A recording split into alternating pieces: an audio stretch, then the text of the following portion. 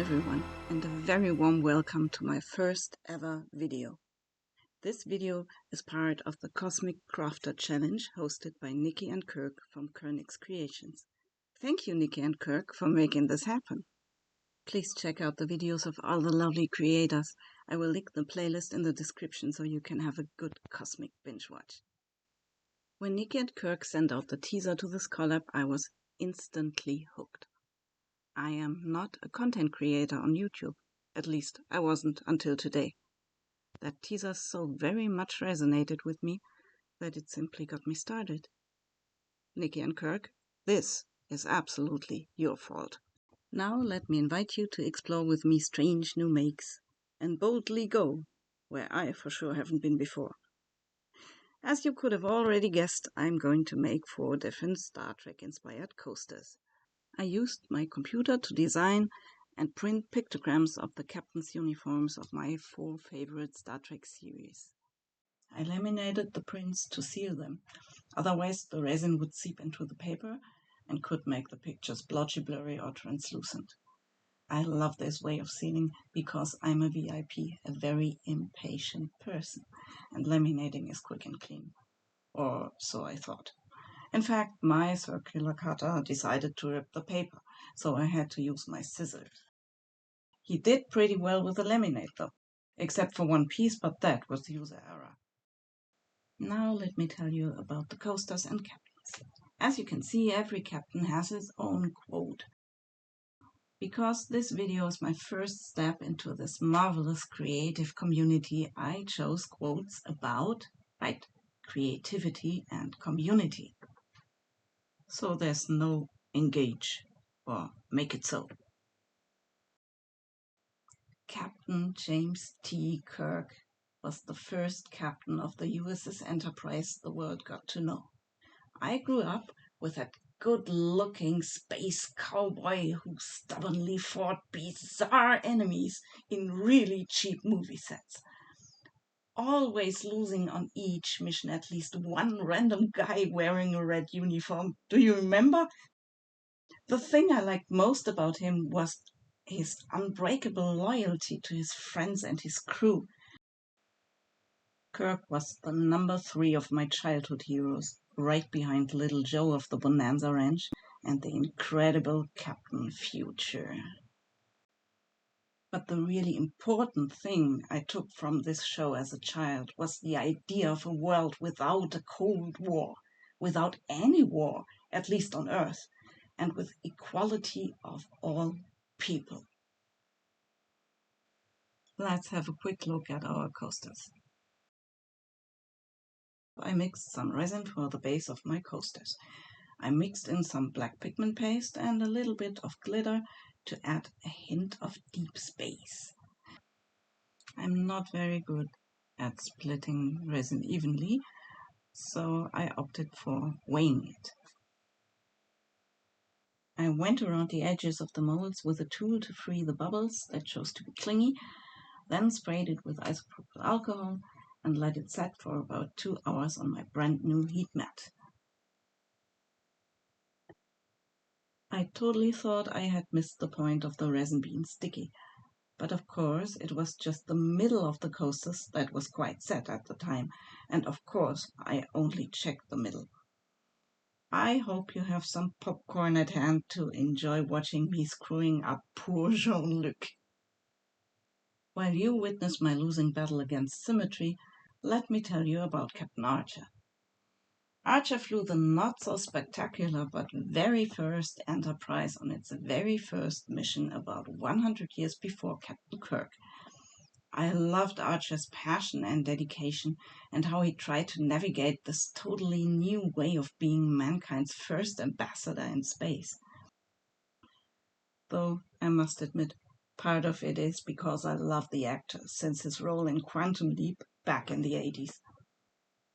Besides getting the hang on all the technical and tactical stuff of being in outer space, to me this Enterprise series was about finding our own way of representing the human race and learning about the world around us with both the innocent eyes of a child and the curiosity of a scientist.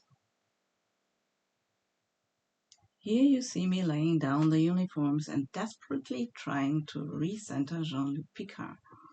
There was no way of lifting that picture of the resin after putting it in completely off-center. There was no way of sliding it a little bit more to the center, and there was no way of getting rid of a huge bubble that very obviously hid under the uniform. And I actually didn't realize that not one single uniform was centered. My, oh my. If you made it to this point of the video, thank you so much for your patience. I really am flattered. You now get to see me fighting the final boss. If I ever in this life manage to get a spotless top coat, I make sure to let you know. But until then, we have to put up with what we get. Same as before, I mixed my resin and put it through my debubbler. And now I desperately try to top coat my wonky little coasters evenly, bubble-free and somewhat cleanly. And of course, I didn't mix up enough resin, so I had to do it again. Let's talk about the next captain. 100 years after Kirk, we had Captain Jean-Luc Picard on the USS Enterprise, and honestly, I can't tell you how much this captain, his diplomacy, his educated chivalry, and of course his very colorful crew is written all over my heart and soul. I proudly admit that I have a very battered life-sized poster of Picard on my bedroom door right now. I moved it from apartment to apartment since I first bought it in the 1990s. I absolutely love the spirit and the message of this series. Not only the more exploring and peaceful and respectful approach, but the idea of a world without money, without winners and losers, without hunger and diseases. I wholeheartedly wish we had at least a tiny little bit of that in reality. And now, after spilling my heart all over the place, I'm gonna get my composure back and talk about Captain Benjamin Sisko from the space station Deep Space Nine. I liked him being caught between being the captain and the emissary of the prophets. Between that, he managed to raise a child as a single parent and to have a romantic relationship. That's quite a bit more than the other captains had on their plates. And of course, that wasn't enough. There obviously had to be a proper war. I really liked how much the moral high grounds of the Federation got twisted and bended for the sake of the outcome.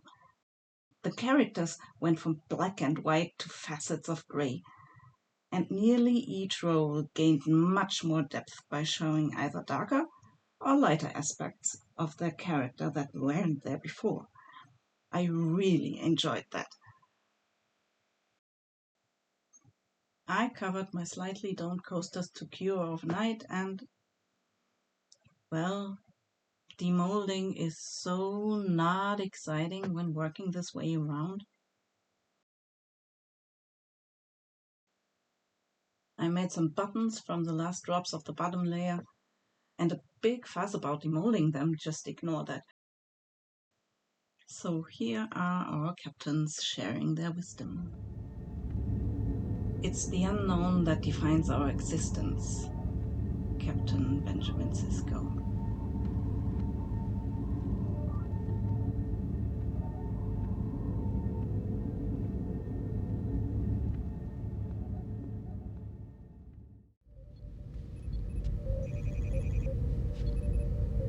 We have powerful tools, openness, optimism, and the spirit of curiosity. Captain Jean-Luc Picard.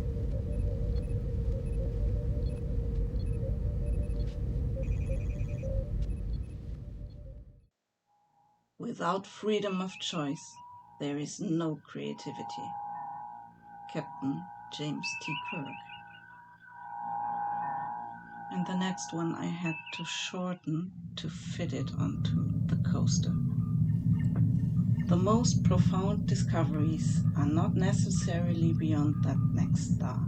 They are within us, woven into the threads that bind us, all of us, to each other.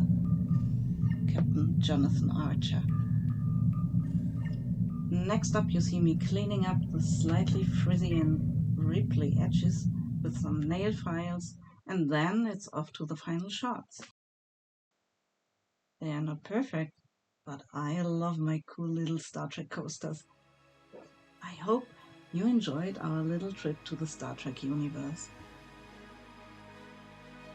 If I ever get another video done, I would totally enjoy having you with me again. All the best to you and your loved ones. Live long and prosper.